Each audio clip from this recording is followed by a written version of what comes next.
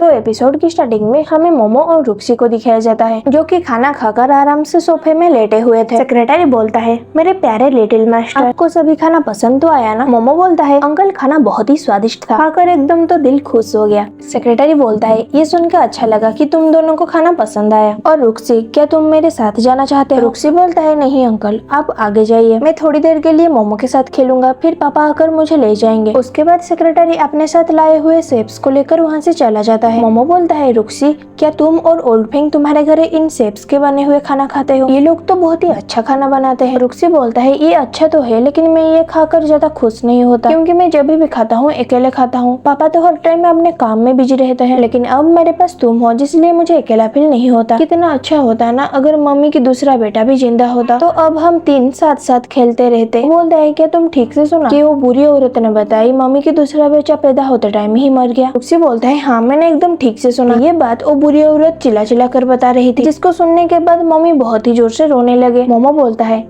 लग रहा है कि इस दाल में कुछ काला है। रुक्सी बोलता है, तुम्हारी कहने की मतलब क्या है? वो बोलता है, मुझे ठीक से कुछ नहीं पता, मम्मी को आने दो, मैं उनसे पूछ लूंगा। गुआओ आ जाती है जो कि बहुत ही उदास थी। गुआओ को देखकर दोनों बच्चे खुश हो जाते हैं। गुआओ उन दोनों से पूछती है, क्या तुम दोनों ने अच्छे से डिनर कर लिया? मोमो बोलता है, हाँ हाँ, हमने पेट भर के खाया है, और यहाँ पर जो शेफ्स आए थे वो तो बहुत ही बढ़िया खाना बनाए थे। रुक्सी गुआओ से पूछता है, मम्मी पापा कहाँ है?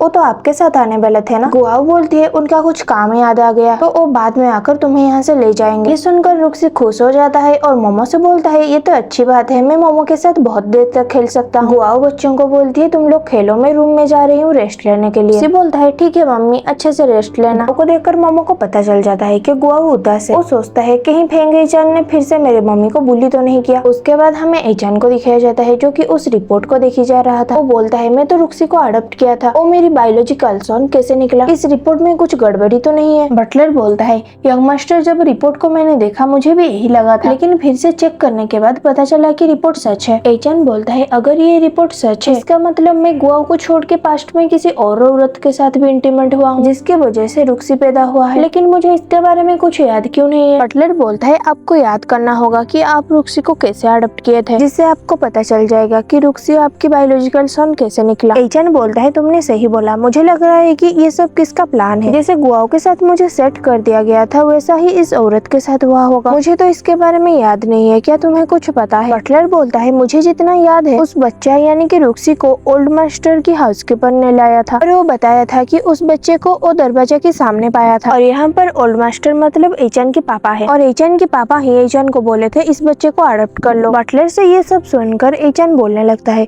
क्या मेरे पापा की ये सब प्लान है? बटलर बोलता है, नहीं नहीं, मुझे तो ऐसा नहीं लगता। एचान बोलता है, ये सच है कि झूठ है, उनसे फेस टू फेस बात करने से ही पता चलेगा, तो तुम जल्दी गाड़ी रेडी रखो, मुझे उनके बंगलों में जाना है। बटलर बोलता है, अच्छा ठीक है। एचान सोचता है, क्या सच में ये सब मेरे पापा ने किए हैं, लेकिन क्यों? उसके बाद हमें गुआओ के अपार्टमेंट में दिखाया जाता है, जहाँ पर रुक्सी को लेने उसकी हाउसकीपर आया था। रुक्सी मोमो को बाय बोलकर बोलता है, मैं फिर से तुम्हें यहाँ मिलने के लिए आऊंगा। गुआओ बोलती है, तुम घर पहुँचकर मुझे टेक्स्ट कर देना। मोमो बोलता है, बाय रुक्सी, कल किंडरगार्टन में मिलते हैं। उसके बाद रुक्सी वहाँ से चला जाता है। गुआओ मोमो से पूछती है, रुक्सी को लेने उसकी हाउसकीपर क्यों आया, उसके पापा कहाँ हैं? मोमो बोलता है, ओल्ड फेंग ने रुक्सी को कॉल करके बताया था कि वो किसी काम में बिजी है, इसीलिए नहीं आ सकते। गुआओ सोचती है वो अपने ही बेटे की ख्याल नहीं रख पा रहा। हनीमन बहुत ही गाली देती है। मोमो सोचता है, मैं जब ओल्ड फेंग के बारे में बोला, मम्मी तब दुखी दिख रही थी, इसका मतलब जरूर इनके बीच कुछ लफड़ा हुआ है। उस बच्चे को लेकर इनके बीच झगड़ा तो नहीं हो गया, जो बच्चा पैदा होते टाइम ही मर गया था। घर आकर गुआओ मोमो से पूछती है, तुम रुक्सी के साथ अच्छे से एंजॉय तो किया ना? मोमो बोलता है, हाँ मैंने तो रुक्सी के साथ बहुत खेला, और मैं रुक्सी से ये भी सुना कि आप भी उसकी मम्मी बन गई हो। ये सुन के मैं बहुत ही खुश हूँ, आखिर मुझे एक छोटा भाई मिल गया। मोमो से छोटा भाई सुनकर गुआओ को अपने बच्चे के बारे में याद आ जाती है। गुआओ मोमो को बोलती है, मैंने एक बात तुम्हें कभी बताया नहीं, लेकिन तुम्हारा एक जुड़वा भाई भी था, जो कि पैदा होते टाइम ही चल बसा। मोमो बोलता है, चल बसा? क्या आप अपनी आंखों से देखे थे कि वो मर गया था? गुआओ बोलती है, मैं उसको देख नहीं पाई, क्योंकि पैदा होने के बाद तुम्हारी आंटी गुमे उसको ले गई थी। फिर गुआओ अचानक से उठकर बोलती है, अगर गुमे मेरी बच्चे को ली थी तो जरूर उसको पता होगा मेरी बच्चा जिंदा है या नहीं। गुमी के पास जाकर इसके बारे में पूछने के लिए सोचती है। मोमो बोलता है, मम्मी आपको क्या हुआ, आप कहाँ जा रही हो? गुआओ बोलती है, मुझे कुछ काम के बारे में याद आ गई, क्या तुम घर में अकेले रह सकते हो? मैं जल्द ही आ जाऊंगी। मोमो बोलता है, ठीक है, अच्छे से जाना। और गुआओ वहाँ से चली जाती है। जाते टाइम वो अपने बच्चों के बारे में ही सोच रही थी, जिसके कारण उसके आंख में आंसू आ जाते हैं। मोमो बोलता है, मम्मी को शायद कुछ इम्पोर्टेंट चीज याद आ गई, जिसको सोचकर वो बहुत ही ओरिड हो गई है। उसके बाद हमें गुमेई और जिया मोटेन के अपार्टमेंट में दिखाया जाता है। यहाँ पर मोटेन गुमेई को रस्सी से बांध कर रखा था। गुमेई उसे बोलती है, प्लीज मुझे छोड़ दो, आखिर मेरे से तुम चाहते क्या हो? मोटेन बोलता है, मैं बताया था ना